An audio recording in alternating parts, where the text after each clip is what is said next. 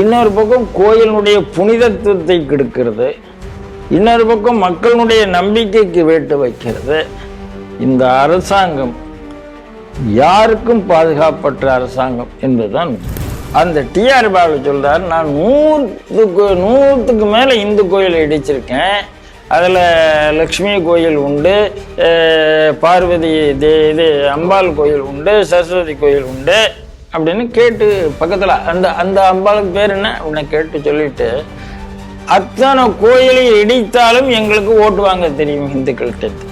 அப்போ கிராம சபைக்கு எது வேணும் எது வேண்டாம் என்று தீர்மானம் போடும். அந்த இடத்துல கிராம சபையை வச்சு கொண்டு இன்னைக்கு கம்யூனிஸ்ட்காரர்களும் திகாக்காரர்களும் உள்ள நான் சொல்றதை தீர்மானம் போடணும்னு சொன்னால் அயோக்கியத்தினர். இந்த சன் டிவி பட்டிமன்றத்தில் அப்பப்போ சும்மா கேஷுவலா மத்திய அரசாங்கத்தை குறைபாடுவது என்பது ரொம்ப கேஷுவலா நடக்கும். மாநில அரசு விரும்பாத நீதிமன்ற தீர்ப்புகளை துடுக்காக பேசுகிறார்கள். ஒரு இடத்திலேயாவது இவர்கள் மாநிலத்தில் ஆளும் திராவிட முன்னேற்ற கழக சிஎம்சி அரசை பத்தி பேசியிருக்கிறார்களா? அப்புறம் பவாருடைய பொண்ணு உள்ள வரும்போது, ஃபேமிலி ஆதிக்கம் திருப்பி வரும்போது, அஜித் பவாருக்கான ஸ்பேஸ் குறைய ஆரம்பிக்கும் போது இவர் ஏதோ ஒரு காரணத்துக்காக வெளியே வருகிறார், அவ்வளவுதான்.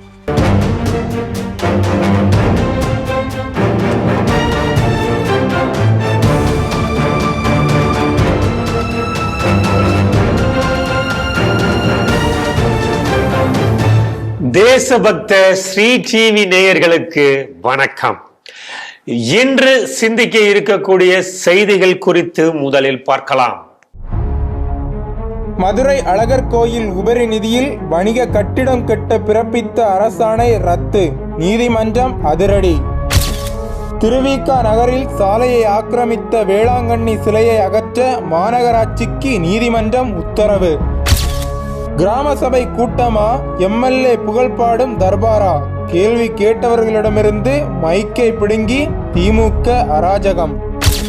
திருப்பரங்குன்றம் தீபத்தூண் குறித்து சாலமன் பாப்பையா விமர்சனம், முருக பக்தர்கள் கண்டனம். மகாராஷ்டிரா துணை முதல்வர் அஜித் பவார் விமான விபத்தில் மரணம். ஸ்ரீ டிவியின் உண்மை நின்றிட வேண்டும் என்ற உரத்த சிந்தையோடு நான் உங்கள் பாஸ்கரன். இன்றைய செய்திகள் குறித்து சிந்திக்க நம்மோடு அரங்கத்தில் இணைந்திருப்பவர் மூத்த பத்திரிகையாளர், அரசியல் விமர்சகர் திரு ராம நம்பி நாராயணன் அவர்களை ஸ்ரீ டிவி நேயர்கள் சார்பாக இனிதே வரவேற்கிறேன். வணக்கம் சார். வணக்கம் பாஸ்கர் சார், முதல் செய்தியாக மதுரை கள்ளழகர் கோவிலுக்கு அந்த உபரி நிதியில் இருந்து சுமார் 40 கோடி உபரி நிதியை எடுத்து கமர்ஷியல் பில்டிங் கட்டுறதுக்காக HRNC இறங்கியிருக்கு. இதை எதிர்த்து வழக்கு தொடுத்திருக்காங்க. இப்போது மெட்ராஸ் அந்த பிரான்ச்சோட மதுரை உயர்நீதிமன்ற கிளையிலேருந்து ஒரு தீர்வு வந்திருக்கு. அதில் சொல்லியிருக்காங்க, இது தெய்வ குற்றம், இந்த மாதிரி நீங்க செய்யவே கூடாது அப்படின்னு சொல்லிட்டு ஒரு தீர்ப்பை கொடுத்துருக்காங்க. சார், இந்த செய்தி எப்படி பாக்குறீங்க? உபரி நிதினா என்ன அப்படிங்கிறத எனக்கு புரியல. ஒரு குறிப்பிட்ட விஷயத்துக்கான அந்த இடத்துலேருந்து வந்த வருமானம் அந்த இடத்துக்கு செலவு பண்ணதுக்கு போக இருந்தால் அதுக்கு பேர் உபரி நிதியா? புரியல. ஏன்னா இங்க உபரி நிதியே இல்லை என்பதுதான் என்னுடைய எல்லா வருமானமும் அதற்கு மட்டும்தான். போய் என் குடும்பத்துக்கு எனக்கு ஒரு வருமானம் வருது, இந்த வருமானம் என் குடும்பத்துக்கு தான். நான் என்னுடைய உற்றார் உறவினர் ஏதோ நான் பண்ணலாம். இதுல என்ன உபரி நிதி இருக்கு? இல்ல, அதாவது அவங்க இந்த கமர்ஷியல் பிசினஸ்ல எல்லாம் எல்லா எக்ஸ்பெண்டிச்சரும் நெட் எக்ஸ்பெண்டிச்சர் போக வர சர்ப்ளஸ் வரவு செலவு, இந்த கோயில் வரவு செலவு தவிர எல்லாம். கோயில் வரவு செலவுக்கு அரசாங்கம் கொடுப்பதில்லைங்கிறது தான் இங்க உள்ள பிரச்சனை. இது முதல்ல. ரெண்டாவதாக, இதே கள்ளழகர் கோயில்ல தான் அந்த மதில் இடிந்து விட்டதுன்னு ஒண்ணு ஆரம்பிச்சாங்க. அப்பவும் கோர்ட்டு தான் தடை பண்ணி, கோர்ட்டு தான் எல்லாத்தையும் சரி பண்ணது. டிஆர் ரமேஷ் அவர்கள் தான் வழக்கு தொடுத்திருந்தாங்க. திருவண்ணாமலையில நாங்க ஷாப்பிங் காம்ப்ளெக்ஸ் ஆரம்பிக்க போறோம் அப்படின்னு ஆரம்பிச்சாங்க. அதுவும் வழக்கு போட்டு கோயில் நிதியில அதெல்லாம் ஆரம்பிக்க கூடாது அப்படின்னு நிறுத்தினாங்க. உடனே என்ன பண்ணாங்க, திருவண்ணாமலையில் இன்னொரு வேலையும் பண்ணாங்க. உள்ளுக்குள்ளதானே பண்ணக்கூடாது, கோயிலுக்குள்ள பண்றோம் அப்படின்னு ஆரம்பிச்சாங்க. கோயிலுக்குள்ளேயும் பண்ணக்கூடாது அப்படின்னு அதுக்கப்புறம் திருப்பி ஒரு ஆர்டர் வந்து நீங்க எங்க பண்ணாலும் அது கோர்ட் அவமதிப்பு அப்படின்னு வந்து அது நடத்தினது. எங்க கிராமத்துல தென்திருப்பேரையில கோயிலுக்குள்ள ஒரு இது கட்ட ஆரம்பிச்சாங்க, ஆபீஸ் அலுவலகம் கட்ட ஆரம்பிச்சாங்க. ஆமா, மக்கள் எல்லாம் போராடி அதை அப்புறம் இல்ல நாங்க வந்து கோசாலான்னு சொன்னாங்க. இப்ப அது நின்று போயிருக்கு. மீண்டும் கட்டுவதற்கான முயற்சிகளை செய்து கொண்டே இருக்கிறார். அதுலயுமே ஒண்ணு இரவோடு இரவாக தான் எல்லா பணியும் நடந்ததுன்னு சொல்லுவாங்க. ஆமா ஆமா, அதாவது எல்லாமே அப்படித்தான். ஏன்னா அது சின்ன கட்டடங்கிறதா எங்கேயோ ஒரு இடத்துல ஆரம்பிச்சு வச்சுட்டா நிற்க முடியாதேங்கிறத ஒரு எண்ணமா இருக்கும். அதே மாதிரி ஊட்டியில கெஸ்ட் ஹவுஸ் கட்டத்துக்கு கோயில் நிதினு ஒண்ணு ஆரம்பிச்சாங்க. ஈரோட்டில் உள்ள ஒரு கோயிலினுடைய நிதியை எடுத்து ரிசார்ட் கட்டத்துக்கு அப்புறம் அரசாங்கம் தலையிட்டு ஏன் உனக்கு வந்து உல்லாசி வீடு கட்டத்துக்கு கோயில் நிதியான்னு கேட்டாங்க. அப்போ இந்த கோயில் நிதி என்பது எந்த அளவுக்கு இந்த அரசாங்கத்தால் துஷ்பிரயோகம் செய்யப்படுகிறது. அதாவது இந்த கோயில் நிதியை வச்சு இன்னைக்கு நான் நிறைய சென்னையில நிறைய கோயில் நிலங்களில் அரசு கட்டிடம் வந்திருக்கு. இப்ப சமீபத்தில் 2001 2024 இந்த காலகட்டத்தில் நிறைய சின்ன சின்ன கோயில்கள், கோயில் சின்னதா இருக்கும், அதுக்காக சொத்து பெருசா இருக்கும் நிலங்கள், அதனுடைய பொறுப்பாளர்களுக்கும் அரசாங்கத்துக்கும் ஒரு சம்பந்தம் இருக்கும். அந்த மாதிரி இடத்துல இப்ப அரசாங்க கட்டடம் வருது. உண்மையில சொல்றதா இருந்தா பல நீதிமன்றங்கள் கோயில் நிலத்தில் தான் இருக்கு. சென்னை நீதிமன்றம் இருக்குது கோயில் நிலத்தில். மாவட்ட ஆட்சியர் கட்டிடம். இந்த நீதிமன்றங்கள் கோயிலுக்கு கொடுக்கக்கூடிய ஜட்ஜே அங்கிருந்து தான் ஜட்ஜ்மெண்டே கொடுக்குறாங்க. கோயில் நிலத்தை எடுத்துக்காது என்ன, அது அடுத்த ஐரணி. அதே மாதிரி நீர்நிலைகள்ல நிறைய நீதிமன்றம் இருக்கு. அவங்களே சொல்றாங்க நீர்நிலைகள் பாதுகாக்கணும்னு சொல்றாங்க. இதெல்லாம் ஒரு ஆக்சிமோரான் என்று வைத்துக் கொள்ளலாம். ஆனால் இப்ப வந்திருக்கிற தீர்ப்பு என்பது நல்ல தீர்ப்பு.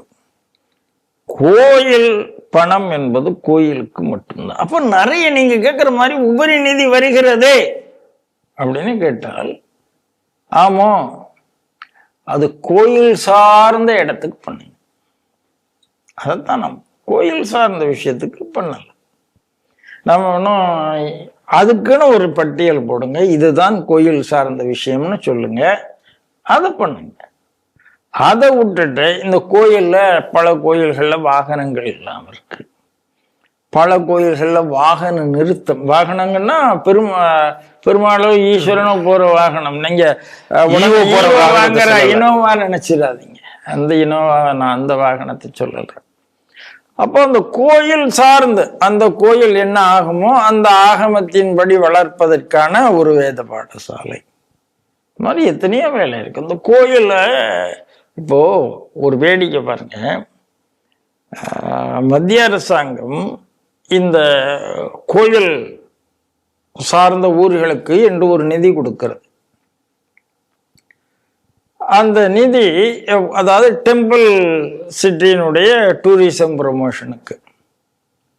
அதை என்ன பண்றாங்க, அது மாநில அரசு தான் செலவழிக்கணும். வாங்கி இப்போ திருப்புலானி அப்படின்னு வந்தால் திருப்புலானியில் உள்ள இந்த பக்கம்லாம் பேமெண்ட் போட்டுறாங்க.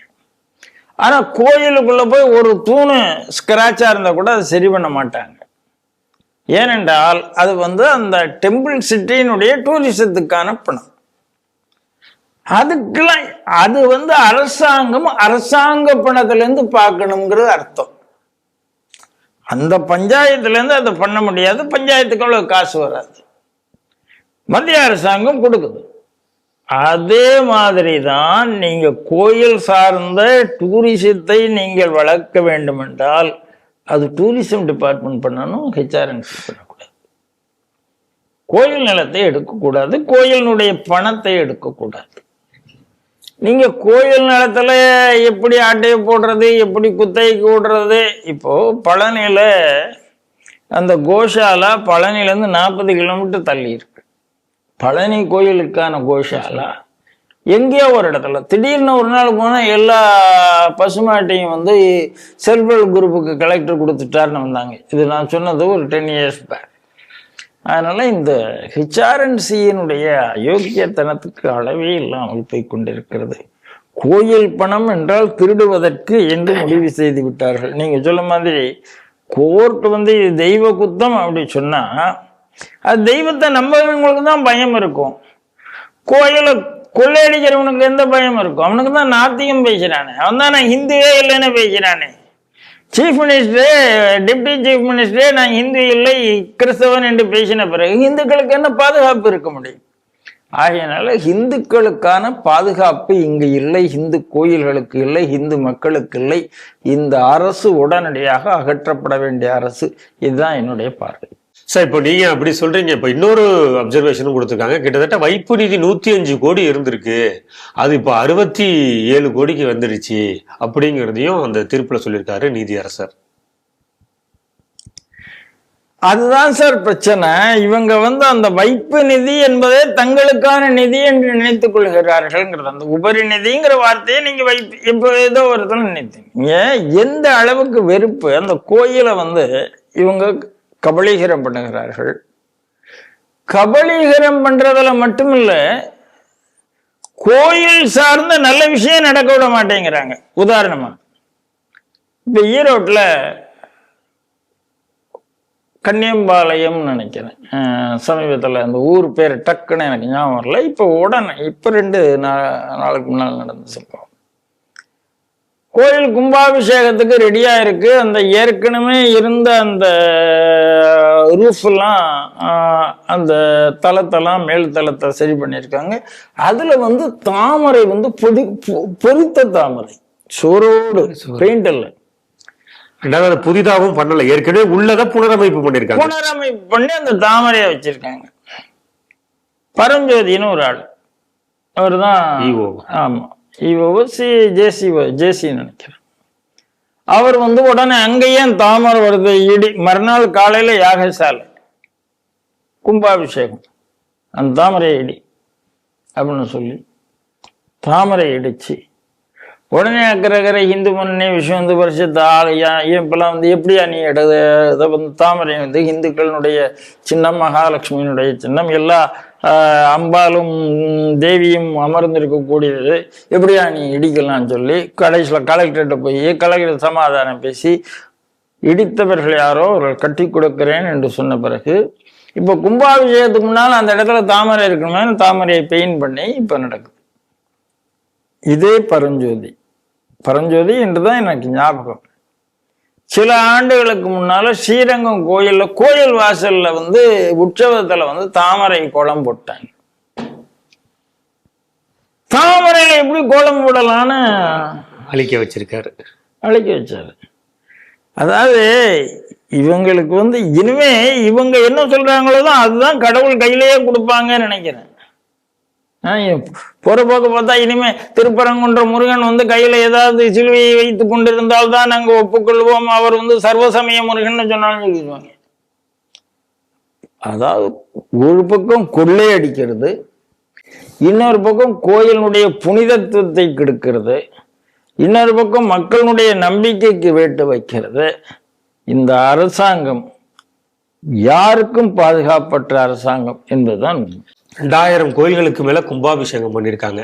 4000 கோயில்களுக்கு தேர் பாதுகாப்பாக இருப்பதற்கான அந்த வசதிகளை செய்து கொடுத்து இருப்பதாக அமைச்சர் செல்லும் இடமெல்லாம் சொல்றாரு இந்து அறநிலைத்துறை அமைச்சர். 2000 கோயிலும் கும்பாபிஷேகம் பண்ணதுக்கு அந்த ஊர் பொதுமக்களோ வேற அங்க இருக்கிற பக்கத்து ட்ரஸ்டுகளோ சேர்ந்து காசு கலெக்ட் பண்ணி, ஐயா நாங்க கும்பாபிஷேகம் பண்றோம்னு பெர்மிஷன் அப்ளை பண்ணி அந்த அறநிலையத்துறை பெர்மிஷன் கொடுக்கறதுக்கு லஞ்சம் கொடுத்திருக்கிறார்கள் மக்கள். இவங்க ஒண்ணும் பண்ணல.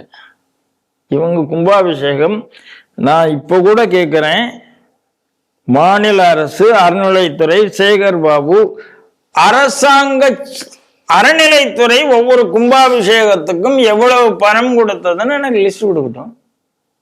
கிடையாது, நயா பைசா கொடுக்கல. மக்கள் பணம், மக்கள் கும்பாபிஷேகம் செய்கிறார்கள். அந்த கும்பாபிஷேகம் அனுமதிக்க அரசாங்கம் லஞ்சம் வாங்குறது, இதை விட கேடுகட்ட அரசாங்கம் இருக்க முடியாது. அதனால இவங்க கும்பாபிஷேகம் பண்ணல. தேரெல்லாம் இவங்க பாதுகாப்பு. சார் ஒன்றும் இல்லை சார், எனக்கு தெரிஞ்ச ஒரு ஊர்ல வாகனம் செய்து வைக்கணும்னு ஒருத்தர் வரார். நான் ஈவோவை பார்த்து சொல்றாரு, எனக்கு இந்த கோயில்ல இந்த வாகனம் சரியில்லாம இருக்கு, நான் செய்து தரேன் இவ்வளவு அப்படின்னு. அதுக்கான பட்ஜெட் இவ்வளவு. சார் இவ்வளவுக்கெல்லாம் நான் ஓகே பண்ண முடியாது, நீங்க மாவட்டத்தில் தான் கேட்கணும், டிஸ்ட்ரிக்ட் ஆஃபீஸர்கிட்ட தான் கேட்கணும், ஹெச்ஆர்என்சிலேருந்து. சரி கேட்டு சொல்லு. சார் அவர் இப்போ உடனே சொல்ல முடியாதுங்கிறாரு, மேலே ஹெச்ஆர்என்சி டைரக்டர்கிட்ட தான் கேட்கணுங்கிறார். காசு கொடுக்கறது அவரு, உள்ள வாங்கி இவர் வைக்க போறாரு. இதுக்கு எதுக்கு அனுமதி? கேட்கிறேன் நான். இன்ஃபர்மேஷன் போதும், நான் உங்க கோயிலுக்கு இதை செய்து வைக்கிறேன், நீங்கள் என்னிடம் பெற்றுக்கொள்ளுங்கள், பெற்று வாகன காப்பறைகள் வைத்துக் கொள்ளுங்கள். அனுமதி இல்லை சார். செய்யணும்னு நினைக்கிற ஆள் அலைஞ்சிட்டு இருக்கிறார் இந்த ஆபீஸுக்கும் அந்த ஆபீஸுக்கும். இதை நான் யோகியத்தனமா இருக்கு, நான் தான் கேட்கிறேன். அப்ப என்ன செய்ய? அன்னதானம் போட முடியாது உங்களால கோயில் வாசல்ல, அது போய் அனுமதி வாங்கிட்டு வரணும். திருவண்ணாமலையில இன்னைக்கு நீங்க கிரிவலம் பாதையில யாரும் அங்க அன்னதானம் போடணும், எங்கேயுமே அன்னதானம் பண்ண முடியாது, இந்த திருவிழாக்கு அன்னதானம் பண்ண முடியாது. மக்கள் சாப்பிட்டான்னா பக்தி வந்துருமே. கோயிலுக்கு வர இடத்துல சாப்பாடு கொடுத்தா பக்தி வந்துருமே, வரக்கூடாது. அப்படி அரசாங்கம் சார் இது. எத்தனை பேர் கோயில் பிரசாதம் வாங்கி அன்னதானம் வாங்கி பிரச்சனை ஆயிருக்கு. டிவி சீரியல்லாம் நடக்கும் அப்படி. வேணா இவங்க அப்படி பண்ணுவாங்களான்னு கேள்வி எனக்கு வருது.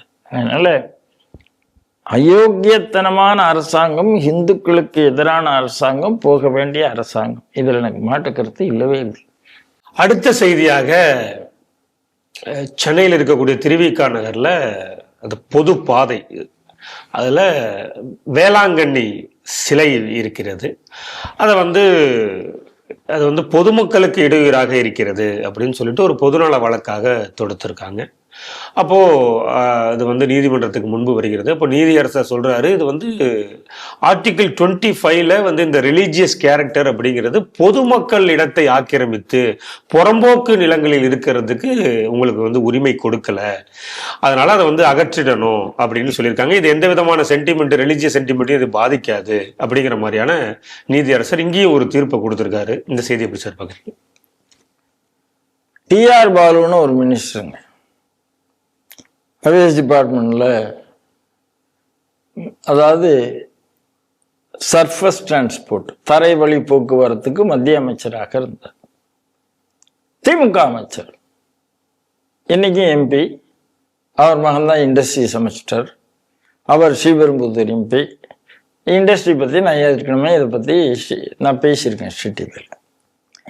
அந்த டிஆர் பாலு சொல்றாரு, நான் 100க்கு மேல இந்து கோயிலை இடிச்சிருக்கேன், அதுல லக்ஷ்மி கோயில் உண்டு, பார்வதி இது அம்பாள் கோயில் உண்டு, சரஸ்வதி கோயில் உண்டு அப்படின்னு கேட்டு பக்கத்துல அந்த அம்பாளுக்கு பேர் என்ன அப்படின்னு கேட்டு சொல்லிட்டு, அத்தனை கோயிலை இடித்தாலும் எங்களுக்கு ஓட்டு வாங்க தெரியும் இந்துக்கள்கிட்ட அப்படின்னு சொல்றாரு.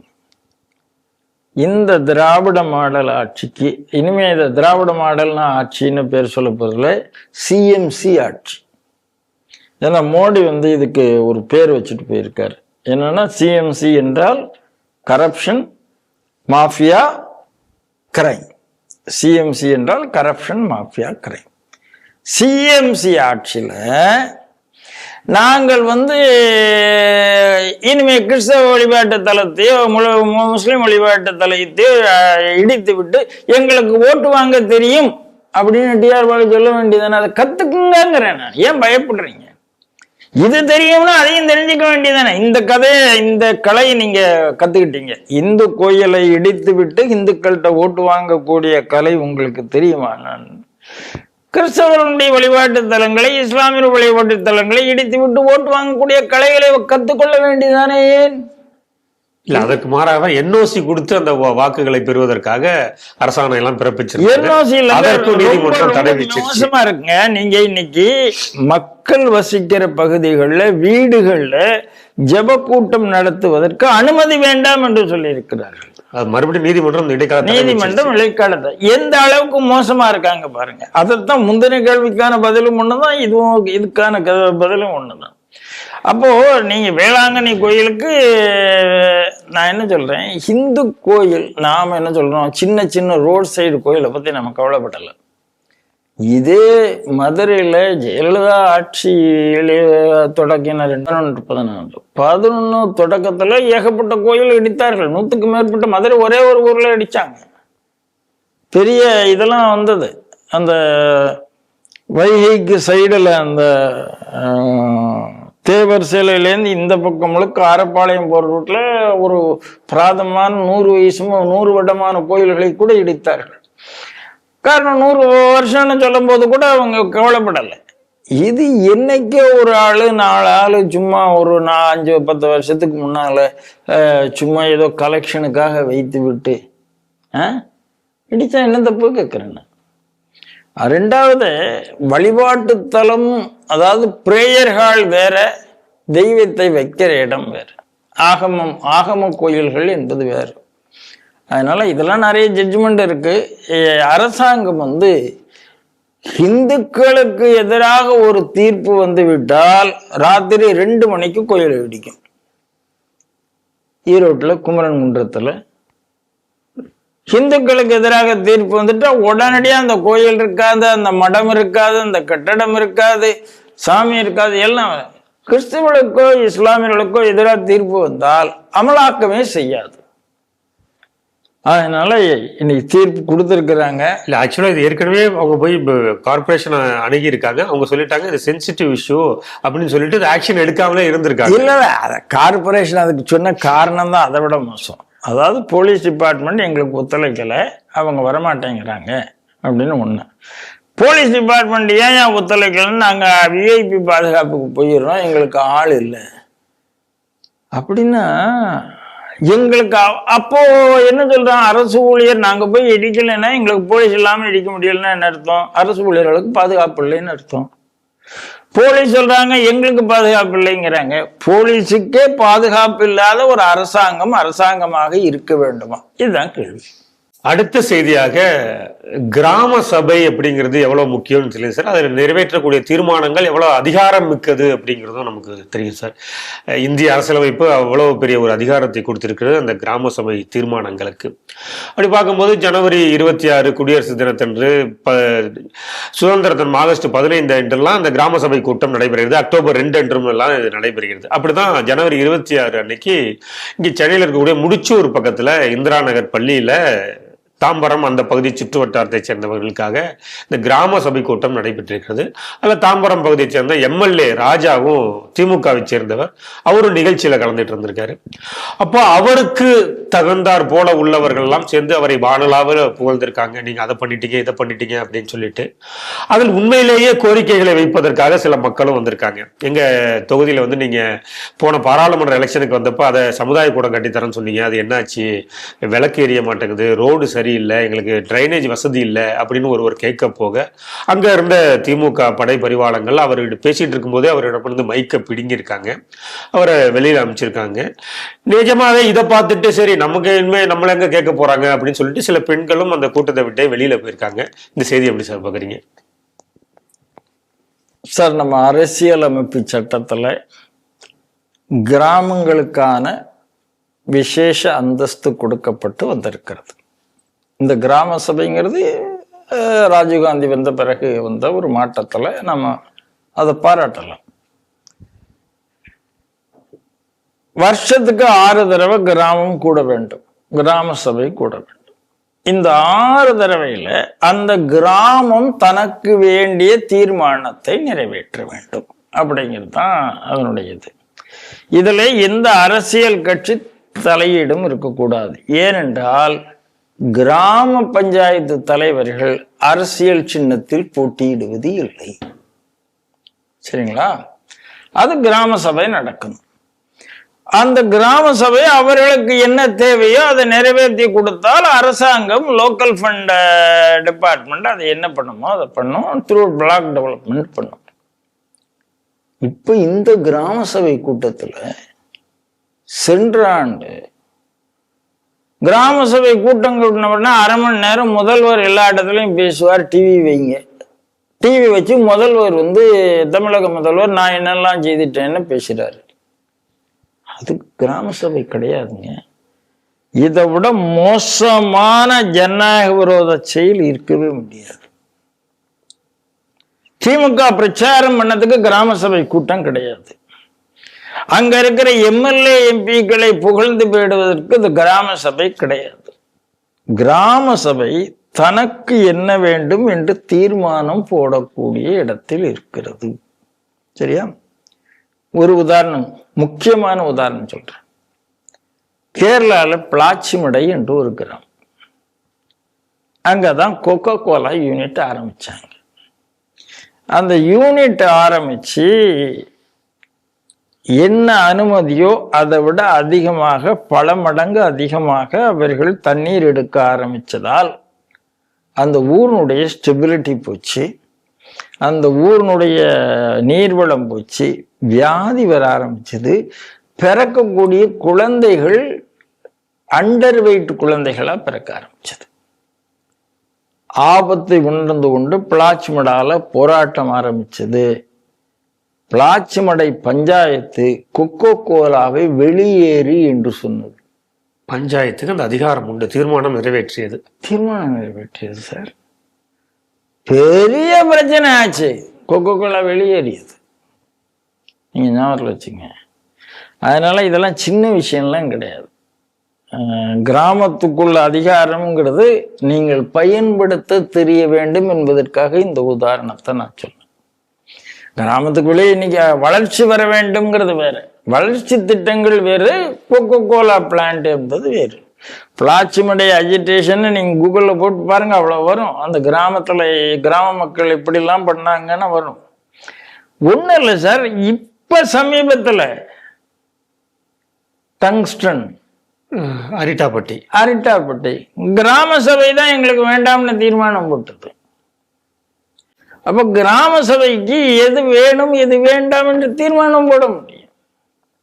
அந்த இடத்துல கிராம சபையை வச்சு கொண்டு இன்னைக்கு கம்யூனிஸ்ட்காரர்களும் திகாக்காரர்களும் உள்ள நான் சொல்றதை தீர்மானம் போடணும்னு சொன்னால் அயோக்கியத்தனம். எப்படி நீங்க தமிழ்நாடு சட்டமன்றத்தில் நீட் வேண்டாம் அப்படின்னு உங்களுக்கு தீர்மானம் போட முடியுங்களே? எங்க ஊர் கிராம சபையில நீட் வேணும்னு தீர்மானம் போட முடியும். எல்லா கிராம சபையும் நீட் வேணும்னு தீர்மானம் போட்டு எங்க குழந்தைகள் படிச்சாகணும் போட முடியும் தமிழ்நாட்டில். போட சொல்லுங்க. அதெல்லாம் கிராம சபைக்கு அவ்வளவு அதிகாரம் இருக்கு சார். எங்களுக்கு என்ன வேண்டும் என்று கேட்கக்கூடிய அதிகாரம், எங்க குழந்தைகளுக்கு நீட் தேவைப்படுகிறதுன்னு அவங்க அதிகாரம் பண்ண முடியும். ஆனா இந்த மாநில சட்டமன்றம் பண்ற அயோக்கியத்தனத்தை கிராமங்கள் பண்ணுவதில்லை. இப்போ இதே இடத்துல அரசாங்கத்துக்கு எதிராக ஒரு தீர்மானம் நிறைவேற்றுகிறார்கள். எங்களுக்கு இதெல்லாம் செய்தே நீங்க செய்து தரலன்னு ஒரு கண்டன தீர்மானம். அரசாங்கத்துக்கு எதிராக தீர்மானம் போடக்கூடாதுன்னு அங்க உள்ள ஈவோ கிடையாது. இப்போ ஈவோ போய் சொல்றாரு, ஏன்னா இப்ப இது கிடையாது, பஞ்சாயத்து தலைவர்கள் இல்லை, போடக்கூடாதுன்னு சொல்றாரு. அலுவலக அதிகாரிகள் தான் இருக்காங்க. எப்படி சொல்லலாம்? அவர் யாரு சொல்லலாம் அரசாங்கத்துக்கு எதிராக தீர்மானம் போடக்கூடாதுன்னு? அப்ப சட்டமன்றம் பார்லிமெண்ட்டுக்கு எதிராக தீர்மானம் போடக்கூடாதுன்னு சொல்லலாமா? இல்லையா? போட்டுட்டு தானே இருக்கிறாங்க. அவரவர்களுக்கான உரிமை அவரவர்களுக்கு உண்டு. அதுக்கப்புறம் மேலிடத்துக்கு வரும்போது அதை கன்சிடர் பண்ணுமா பண்ண வேண்டாமா அந்த அதிகாரம் அரசாங்கத்திட்ட இருக்கிறது. அதுக்காக கிராம சபையை மிரட்டி நீ இப்படிதான் தீர்மானம் பண்ணணும், நான் சொல்றதுதான் தீர்மானம் போடணும், என்னுடைய எம்எல்ஏ புகழணும், எம்பியை புகழணும் அப்படிங்கிறதுதான் திராவிட முன்னேற்ற கழகம் எந்த அளவுக்கு சர்வாதிகார ஆட்சி என்பதை இதை காமிக்கிறது. கிராமம் நல்லா இருக்கணும்னா இந்த கட்சி இருக்கக்கூடாதுங்கிறதா இதனுடைய அர்த்தம். சட்டமன்றத்துல புகழ் பாடக்கூடியதை பார்த்தோம். இப்ப இது கிராம சபை கூட்டங்களிலுமே வந்துருச்சே அப்படிங்கிறது என்னோட கேள்வி. அடுத்த கேள்வியா இருக்கு சார். கிராம சபை கூட்டத்துல முதல்வர் அரை மணி நேரம் உரையாற்றுவார், டிவியில காணொலின்னு ஏற்பாடு பண்ணதே குற்றம், அன்கான்ஸ்டிடியூஷனல். நீங்க எல்லா கிராமத்துக்கும் நீங்க பேசணும்னு நினைத்தால் முதல்வருக்கு அந்த ரைட் இருக்கு. அந்த ஈஓ கூப்பிடுங்க, பஞ்சாயத்து கூப்பிடுங்க, ஒரு நாள் உட்கார சொல்லுங்க மக்களை. ஏதாவது ஒரு தேதி கொடுத்து இன்னைக்கு முதல்வர் யார் நம்ம கிராமத்துல விருப்பம் உள்ளவோ வந்து உட்காருங்கன்னு சொல்லுங்க. கிராம சபை கூட்டத்துல பேசாதீங்க. தமிழ்நாடு அசம்பிளி எல்லாம் ஆரம்பிக்கும் போது பிரைம் மினிஸ்டர் அங்கிருந்து உங்ககிட்ட அசம்பிளியில பேசுகிறார். நீங்க பிஜேபியினுடைய அச்சீவ்மெண்ட்லாம் ஒரு தடவை பிரைம் மினிஸ்டர் சொல்லணுமா, தமிழ்நாடு எம்எல்ஏ எல்லாம் கேட்கணுமா? அப்படி சொன்னா எம்எல்ஏ ஒப்புக்கொண்டுருவாரா? அப்பாவும் சரின்றுவாரா? நீங்களும் சொல்லுங்க, அப்பாவும் சரின்றுவாரா? வாய்ப்பே இல்லை. அப்ப முதல்வர் பேசணும் நீங்க வைக்கணும்னா ஏன் வைக்கணும்? ஏன்னா ஈவ சம்பளம் வாங்குற. என்ன கொத்தடிமைத்தனம் பாருங்க. இதோட என்ன டெமோக்ரஸி இருக்கு? இது நடந்ததா இல்லையா சென்ற ஆண்டு? பிரச்சனை. அதனால இது ஜனநாயகத்தினுடைய குரல் வழியை, அதாவது இந்துக்களினுடைய குரல் வழியை நசுக்குகிறார்கள், அரசு ஊழியர்களுடைய குரல் வழியை நசுக்கிறார்கள், ஜனநாயகத்தினுடைய குரல் வழியை நசுக்குகிறார்கள். அடுத்த செய்தியாக சாலமன் பாப்பையா, சிறந்த ஒரு பட்டிமன்ற பேச்சாளர். பல வருடமாக அந்த தொலைக்காட்சிகளில் ஏதாவது நாளுங்கிழமை வந்தா வேற வழியே இல்லாம அவர் முகத்தை தான் பார்க்கணும், அவரோட பட்டிமன்றத்தை தான் கேட்கணும் அப்படிங்கிற நிலை வந்துருச்சு. சில வருடங்களாகவே தொடர்ந்து வந்துகிட்டு இருக்கு சார். இப்போ அப்படிதான் மதுரையில ஒரு பட்டிமன்றம் நடைபெற்று இருக்கிறது. அந்த பட்டிமன்றத்துல சம்பந்தம் இல்லாத ஒரு பட்டிமன்றம், அது மக்களை மகிழ்விப்பதற்காக ஒரு பட்டிமன்றத்தை டிவி ஸ்பான்சர் பண்ணி ஆர்கனைஸ் பண்ணியிருக்காங்க. அதுல சம்பந்தமே இல்லாம திருப்பரங்குன்றம் தீபத்தூன் விவகாரத்தை உள்ற கொண்டு வந்து அதை வந்து ஒரு கேளிக்கையாக இந்துக்களை புண்படுத்தும் விதமாக தனக்கே உரிய பாணியில ஒரு நகைச்சுவையா சொல்லியிருக்காரு. இது முருக பக்தர்களிடையே பெரும் கொந்தளிப்பை ஏற்படுத்தி இருக்கிறது. இது குறித்து பத்திரிகையிலுமே செய்தி வந்திருக்கு. அது குறித்து அவர்கிட்ட கேட்கும்போது அதற்கான விளக்கம் நான் வேணா சொல்றதுக்கு ரெடியா இருக்கேன், யாராவது என்கிட்ட கேட்டீங்கன்னா நான் அதுக்கான விளக்கமும் கொடுக்குறேன், நான் அந்த எண்ணத்துல சொல்லல அப்படிங்கிற மாதிரியே அவர் சொல்லியிருக்காரு. செய்தி எப்படி பாக்குறீங்க? சால்மன் பாப்பையா மீது எனக்கு ஒரு மரியாதை உண்டு, இப்பவும் இருக்கு, இல்லைன்னு நான் சொல்ல மாட்டேன். ஏனென்றால் பட்டிமன்றம் இலக்கிய பட்டிமன்றங்களை சமூக பட்டிமன்றங்களாக மாற்றி சமூகத்துக்கு ஒரு நல்ல கருத்து கொண்டு போனோம்னு கொண்டு வந்ததுல அவருக்கு ஒரு பங்கு இருப்பதாக நான் நம்புகிறேன். கூடவே விஷமத்தனமானதும் வரும். இல்ல, எல்லா இடத்துலயும் ஒரு நல்லது இருந்தா ஒரு கெடுதல் இருக்கும். பை ப்ராடக்ட்னு ஒண்ணு இருக்கவே இருக்கும், அதை விட்டுருங்க. ஒண்ணு. ரெண்டாவது, 3 இடத்துல நான் சாலமன் பாப்பையாவை பாராட்டுவேன். முதல் விஷயம், சித்திரை தமிழ் புத்தாண்டு அல்ல தைதான் என்று சொல்லும் போது அவர் கண்ணை மூடிக்கொண்டு ஆமாம் என்று திமுக அரசுக்கு ஜால்ரா போடவில்லை. ஒண்ணு. ரெண்டாவதாக, ஹிந்தி, ஆமா ஹிந்தி எல்லாரும் படிக்கணும், அதுக்கான உரிமை வேணும் என்று சொன்னார். சமஸ்கிருதம் வரும்போது சமஸ்கிருத பாரதி நிகழ்ச்சிக்கே வந்தால் தமிழும் சமஸ்கிருதமும் தொன்மையான மொழிகள், சமஸ்கிருதத்துல தமிழும் தமிழ்லேருந்து சமஸ்கிருதமும் கற்றுக்கொள்ள வேண்டும் என்பதை பேசினார். சமஸ்கிருத வெறுப்பு இல்லாதவர்.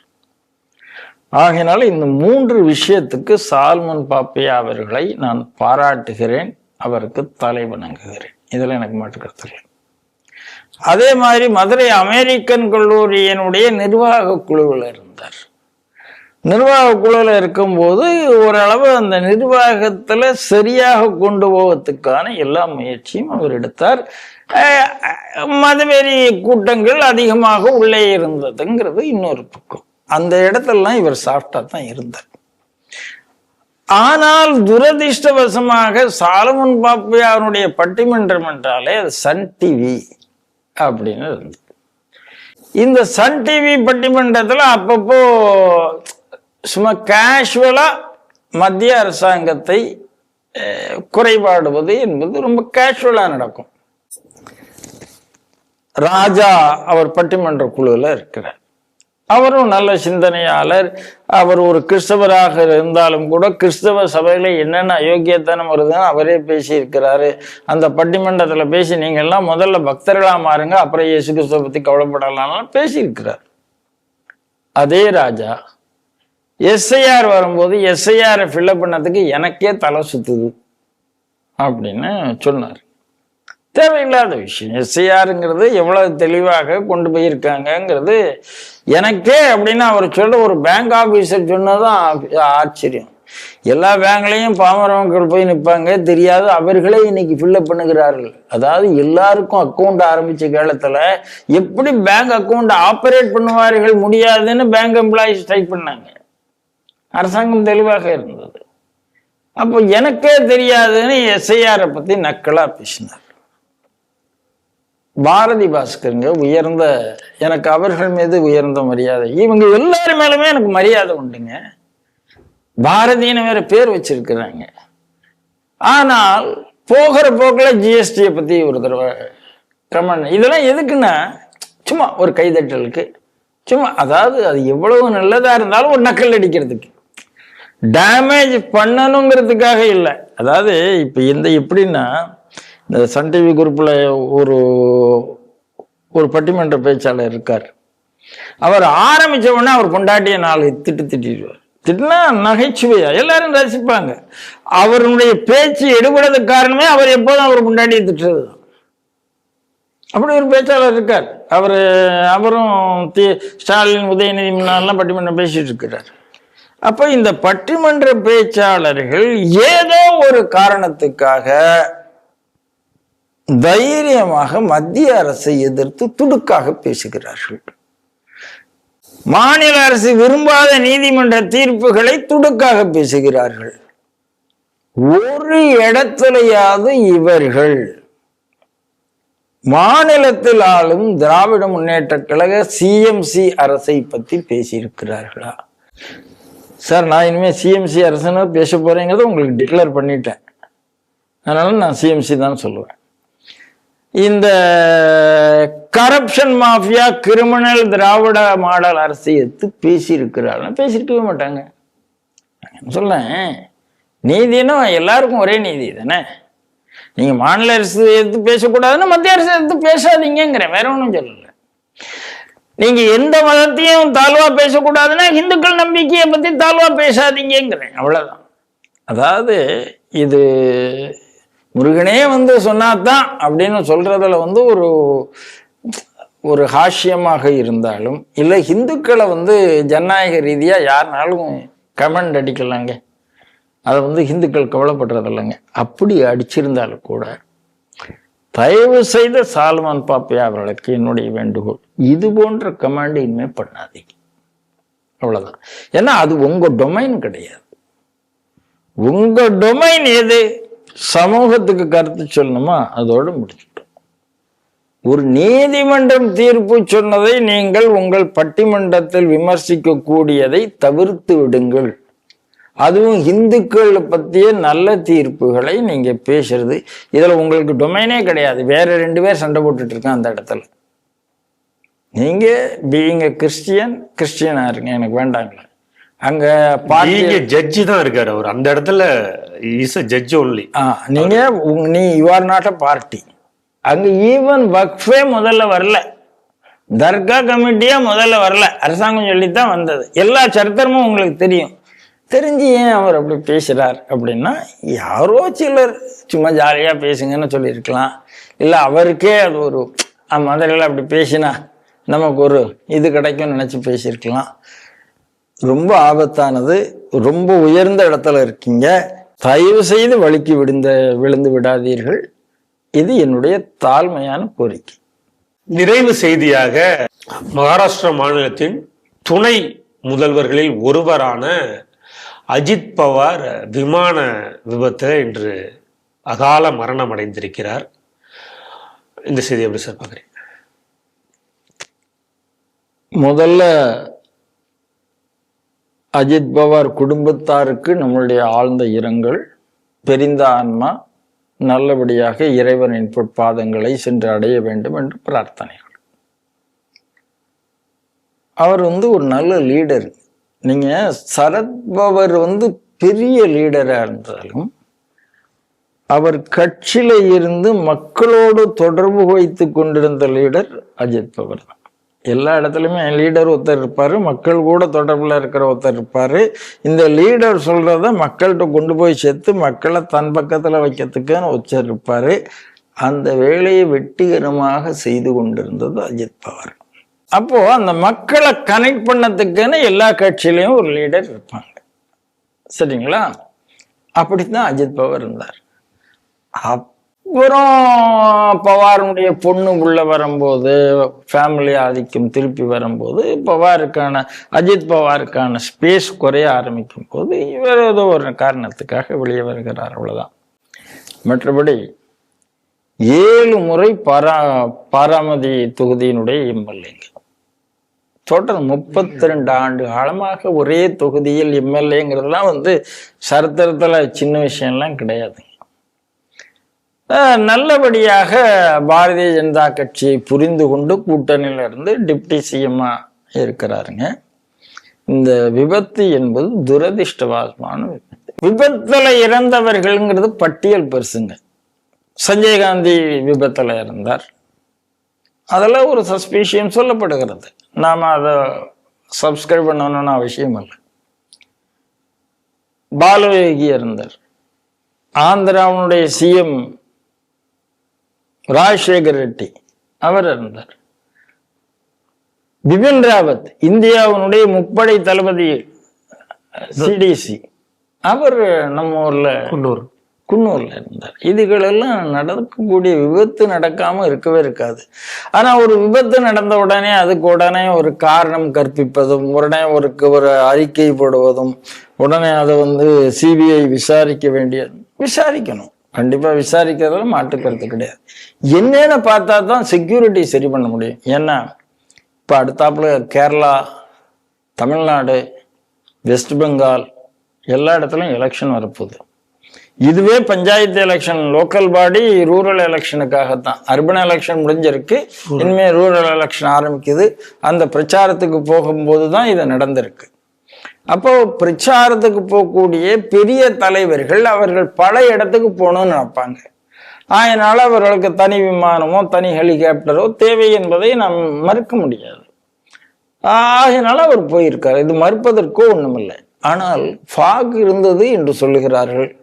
செகண்ட் அட்டெம்ப்ட், ஃபர்ஸ்ட் அட்டெம்ப்ட்ல லேண்டாக முயற்சி பண்ணி லேண்டாக முடியாமல் மேலே போய் திருப்பி இறங்கும் போது இது டேபிள் என்ன சொல்லுகிறார்கள் என்றால் அந்த இறங்கின இடம் டேபிள் டாப் குன்று அப்படிங்கிறாங்க. டேபிள் டாப் குன்று என்று சொன்னால் உங்களுக்கு குன்று தான் இருக்கும், நீங்க இறங்கி அப்படியே ஃப்ளை பண்ணி லேண்ட்ல மாதிரி போக முடியாதுங்கிறாங்க. விமானம், ஹெலிகாப்டர் அப்படி நேரம் நிக்கணும், அப்படி நிற்குங்க. ஆனா விமானம் தளத்துல ஓடும். இங்க என்ன எடுத்து இறங்கின இடத்தில் இது ஒரு இடத்தில் கிராஷ் ஆகி, எதிர்த்தாப்புல ஒரு இடத்துல கிராஷ் ஆகி முற்றிலும் தீப்பெட்டி எரிந்து விட்டுறதுங்கிறாங்க. அப்போ இதை விட ஒரு துரதிர்ஷ்டம் இருக்கவே முடியாது. ஏன்னா நீங்க இறங்குற இடம் என்பது வழக்கமான லேண்டிங் ஸ்பாட் இல்லை, அது ஒரு வித்தியாசமான இடம் என்கும் போது அதற்கான பாதுகாப்பு அந்த தனி விமானத்தில், குட்டி விமானங்களில் அந்த பாதுகாப்பு இல்லை என்று சொல்லப்படுகிறது. இதுதான் ரொம்ப டெக்னிக்கல் ரீசன் நான் பார்த்ததில்லை. அப்போ இந்த மாதிரி டேபிள் டாப் இடத்துல லேண்ட் பண்ண முடியாத ஒரு குட்டி விமானத்தை வைத்து கொண்டு அங்க லேண்ட் பண்ணலாம் என்று சொல்லியிருந்தவர்களே தவறா அப்படின்னு ஒரு கேள்வி எனக்கு வருது. இது இல்லை, இதுக்கு முன்னால அங்க பிரசிடென்ட்ஸ் இருக்கா, அந்த இடத்துல அப்படி இறங்கி இருக்காங்களா, இதெல்லாம் இன்னும் விசாரணையில் வரும். ஆனா துரதிர்ஷ்டம் என்னன்னா அவர் இறந்து போயிட்டாருங்கிற அந்த பதிவுக்கு கீழே சிரிச்சு நக்கல் அடிச்சு அந்த சிரிக்கிற ஸ்மைலி போட்டிருக்கிற அத்தனை பேரும் ஒரே மார்க்கத்தை சேர்ந்த பேர். எப்படிங்க வரும் இப்படி ஒரு சிந்தனை? இல்லை என்ன இது அசிங்கமா இல்லையா? உங்களுக்கு ஒருத்தர் இறந்து போய் இருக்கிறான்னு வரும்போது அதில் சிரிச்சு சந்தோஷப்பட்டு அதில் கமாண்டு போடுறவங்க என்ன வக்கர எண்ணம் அந்த மார்க்கத்தில் உள்ளவங்களுக்குன்னு நான் கேட்குறேன். ஆச்சரியமா இருக்கு எனக்கு. எங்க போகுது சமுதாயம்? இவர்கள் தான் வந்து சமுதாயத்தை காப்பாற்ற போறாங்களா? இவதான் வந்து நாட்டுல அமைதியை, உலகத்துல அமைதியை கொண்டாட போறாங்கல்ல. அப்புறம் சிரிச்சுட்டு, எல்லாத்தையும் சிரிச்சுட்டு மோடி அரசாங்கம் சதி பண்ணி விட்டது. அடப்பாவி, சிரிக்கிறது நீ, சதி பண்ணி விட்டதுன்னு அவங்களா சதி பண்ணாங்க. அப்ப என்ன அநியாயம் அது? ஒரு இயற்கையான ஒரு விபத்து, ஆனால் துரதிர்ஷ்டவசமான விபத்து. ஒரு முக்கியமான தலைவர் இருந்திருக்கிறார் என்ற சிந்தனையோடு இதை நாம் வருத்தம் தெரிவித்துட்டு கடந்து போகணுமே தவிர, இதை வைத்துக்கொண்டு அரசியல் செய்பவர்களும் சிரிப்பவர்களும் மிக மிக கண்டனத்துக்குரியவர்கள், மனித மாண்பை மதிக்க தெரியாத மிருகங்கள். இதுதான் என்னுடைய அபிப்பிராயம். இன்றைய 5 செய்திகள் குறித்து சிந்தித்து தனது கருத்துக்களை நம்மோடு பகிர்ந்து கொண்ட மூத்த பத்திரிகையாளர், ஒரே நாடு இதழ் ஆசிரியர் திரு ராம நம்பி நாராயணன் அவர்களுக்கு ஸ்ரீ டிவி நேயர்கள் சார்பாக நன்றிகளை தெரிவித்துக் கொள்கிறேன். நன்றி சார். நன்றி பாஸ்கர். ஜெய் ஹிந்த், ஜெய் ஸ்ரீராம், வந்தே மாதரம். வந்தே மாதரம்.